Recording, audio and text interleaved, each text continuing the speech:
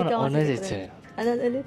Diba? Hi guys! Guys. So ngayon, mag-aaral kami ni Steven ng bagong language. Bagong language. Kasi na itong mga nakaraan, napapadalas kaming manood ni Steven ng mga K-drama. Di ba, baby? Totoo. Nanonood na rin siya ng K-drama. And ngayon guys, mag-aaral kami ng ibang language pa sa Try Korea. natin to. At ang gagamitin naming app ay Dola AI. Yan talaga yung ginagamit namin ni Steven na app sa pagsa-search. Kasi nga, ang dami niyang feature at free lang siya. Di ba, baby? Yes, guys. Okay, ang una natin isa-search ay, Kamusta ang araw mo? kamusta ang araw mo?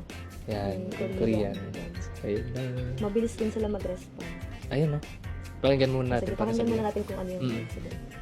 Kamusta araw mo in Korean is Onyo haru iyote ayo. Ay, yo. Casual sa kaibigan. Onyo haru iyote. Unyo haru iyote. Yung iyo Galing! sounds like O sa opera pero medyo maikli lang. Parang Yung galing. te parang medyo matigas ng konti yung tunog ng T. Gets mo ba? Che. Gusto mo ba i mong basahin? Oneyo. Ang galing ano, baby. Ano, Ka ano, che. Ano ulit? Oneyo, che. Diba? Parang Korean. Thailand naman, Thailand. Thailand naman sige. In Thai, ano? Ibang word. Where do you live?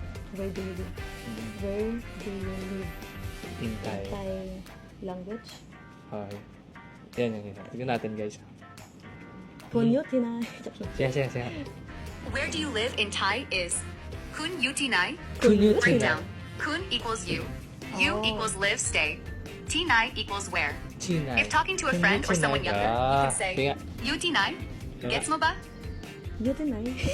where do you live yun, guys? Ang galing, no? For our last word. Goodbye in Russian. Goodbye in Russian is Das vidanya. Guys, just bigyan niya. Ano this app, gusto niyo effortless yung pag-search niyo. At feeling ko ba madali tayo matututo ng iba't ibang language, no? Yes. Thank you, Dola AI. Thank you, Dola AI. Bye. Bye.